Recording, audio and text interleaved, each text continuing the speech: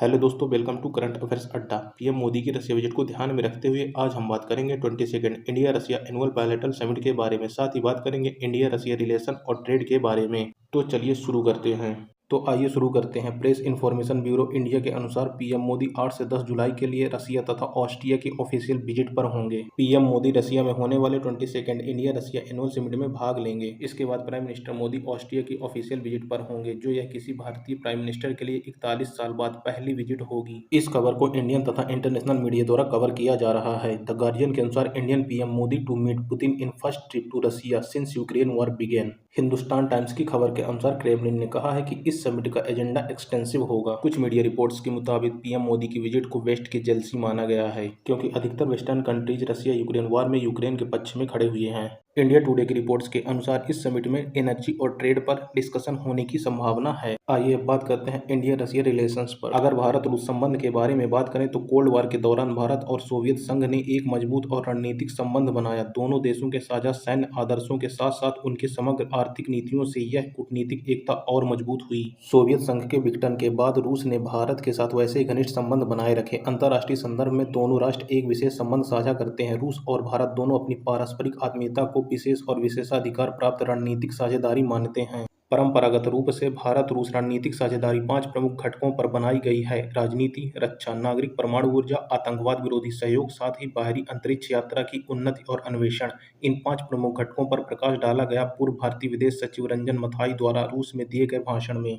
India Russia inter governmental commission IRIGC मुख्य निकाय है जो दोनों देशों के बीच सरकारी स्तर पर मामलों का संचालन करता है। दोनों देश संयुक्त राष्ट्र, ब्रिक्स, G20 और SCO शांघाई कोऑपरेशन ऑर्गेनाइजेशन सहित अंतर्राष्ट्रीय निकायों के सदस्य हैं। अब बात करते हैं भारत रूस व्यापार संबंध के बारे में। हाल ही में भारतीय विदेश सचिव विनय क्वात्रा ने कहा है कि भारत रूस व्यापार में 2023-24 में तेज वृद्धि देखी गई और मुख्य रूप से मजबूत ऊर्जा सहयोग के कारण $65 बिलियन के करीब पहुंच गया, लेकिन भारतीय निर्यात केवल $4 बिलियन का ही रहा है। इंडिया तथा रशिया के बीच 2022-23 में बायलैटरल ट्रेड 49.36 बिलियन US रहा है, जहां पर इंडिया का एक्सपोर्ट 3.14 बिलियन US था। वहीं इंडिया ने रशिया से 46.21 बिलियन US का इंपोर्ट किया है। अप्रैल-मई 2023-24 में इंडिया का ट्रेड रशिया के साथ 161.22% इंक्रीमेंट रहा है एज कम्पेयर टू अप्रैल-मई 2022-23। अगर बात करें इंडिया द्वारा रशिया से इंपोर्टेड आइटम्स के बारे में, तो इंडिया ने रशिया से फाइनेंशियल ईयर 23 में 983 कमोडिटीज को इंपोर्ट किया है।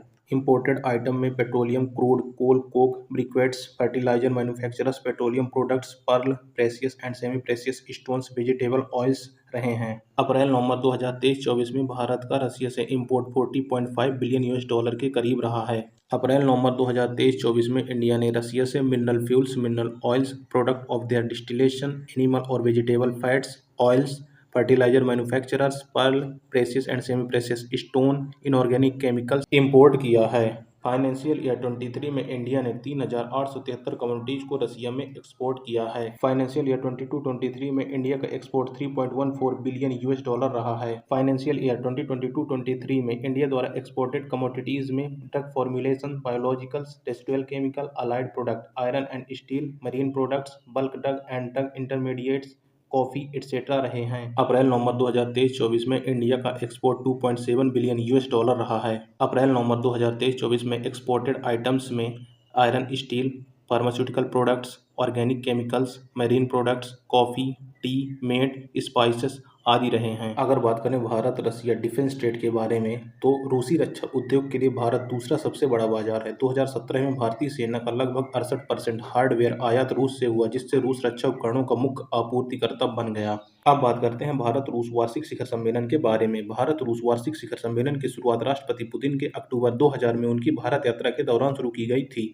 भारत रूस के संबंधों को उच्च स्तरीय स्तर पर ले जाने में तथा इसे दिशा एवं प्रोत्साहन देने में भारत रूस वार्षिक शिखर सम्मेलन का महत्वपूर्ण योगदान रहा है। रूस के राष्ट्रपति के निमंत्रण पर प्रधानमंत्री 8-9 जुलाई 2024 को मॉस्को में होंगे। व्लादिमीर पुतिन 22वां भारत रूस वार्षिक शिखर सम्मेलन आयोजित करेंगे। नेता दोनों देशों के बीच बहुमुखी संबंधों की संपूर्ण श्रृंखला की समीक्षा करेंगे और आपसी हित के समसामयिक, क्षेत्रीय और वैश्विक मुद्दों पर विचारों का आदान प्रदान करेंगे। अब बात करते हैं रशिया के ऊपर लगे वित्तीय सैंक्शंस के बारे में। 12 मार्च 2022 को स्विफ्ट से 7 रूसी बैंकों पर प्रतिबंध लगा दिया गया था। 4 मई 2022 को यूरोपीय आयोग के अध्यक्ष उर्सुला वॉन डेर लेयन ने घोषणा की कि प्रतिबंध को और भी आगे बढ़ाया जाएगा। रूसी कृषि बैंक को भी स्विफ्ट प्रणाली से बाहर रखा जाएगा। इन्हीं सैंक्शंस को ध्यान में रखते हुए भारत रशिया समिट में दोनों देशों के बीच इंटरनेशनल फाइनेंशियल ट्रांजैक्शन के लिए करार होने की संभावना है। इस समिट के बाद पीएम मोदी ऑस्ट्रिया की ऑफिशियल विजिट पर होंगे, जिसकी जानकारी ऑस्ट्रिया के चांसलर कार्ल नेहैमर ने अपने ट्विटर अकाउंट पर साझा की है। हाल ही में इंडिया और रशिया ने अपनी 75th डिप्लोमेटिक रिलेशन की एनिवर्सरी को मनाया है तथा दोनों कंट्रीज अपने डिप्लोमेटिक रिलेशन के लिए सामान्य रणनीतिक तर्क को भी साझा करते हैं। साथ ही दोनों कंट्रीज वेरियस मल्टीलैटरल ऑर्गेनाइजेशन के सदस्य भी हैं, जैसे BRICS, RIC, G20, East Asia Summit and SCO। Thank you friends. हमारा आज का क्वेश्चन है, रशिया के रक्षा मंत्री कौन है? इस क्वेश्चन का आंसर कमेंट बॉक्स पे जरूर दें। ऐसे ही वीडियोज के लिए हमारे चैनल करंट अफेयर्स अड्डा को सब्सक्राइब जरूर कर लें। वीडियो पसंद आए तो वीडियो को लाइक कर दें और शेयर भी करें। धन्यवाद।